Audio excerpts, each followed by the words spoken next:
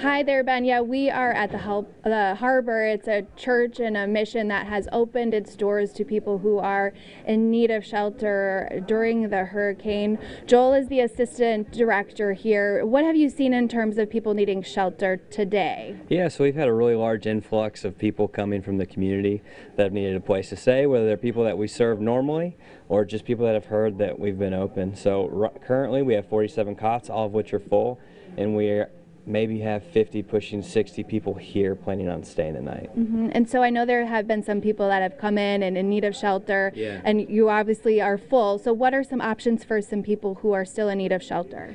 Well, what we would suggest people to do, and kind of what we've been told to suggest for people, is to get to Cornerstone Church, which is on John D. Odom Road. I believe the physical address is 2684 John D. Odom Road. And they will help you get to one of the churches or facilities that is open and currently has space available for housing through the storm. How do you prepare for something like this?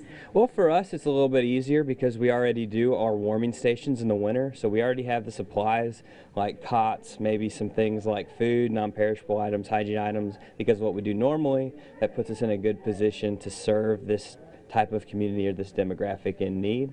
But other than that, we have a great group of volunteers, churches, organizations that really care about our city and really care about the people that need a little bit of help that already serve us and things we normally do. So they just kind of stepped right up to the plate when the storm came, and it was a pretty smooth transition. Yeah, that's really wonderful. And I know you've operated as those warming centers, but this is the first time you guys have done a hurricane. What has this been like for you? Well, there's been a large number of people coming, obviously people coming from outside of the city that we normally deal with. So it's been a little bit overwhelming at times, but we know with the support system of the citizens of Dothan, the churches of Dothan, the organizations here that truly care about the residents of our city, we feel really confident and at peace knowing that we're in good shape. Yeah, what has it been like for you personally to be able to help these people who are in need of shelter? Well, obviously it's very rewarding being able to help people that are in need. But ultimately, regardless of shelter, regardless of food, we just want to show people the love of God, and hopefully we're doing that well here today. So. Yeah.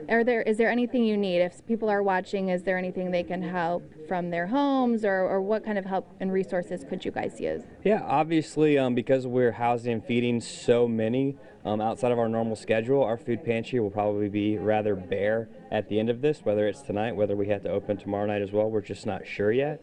So really anything in the non-perishable food realm, travel size hygiene items, things like blankets, sheets, pillows, really anything that you can think of that maybe somebody who was wet that was sleeping on it could have a dry set of.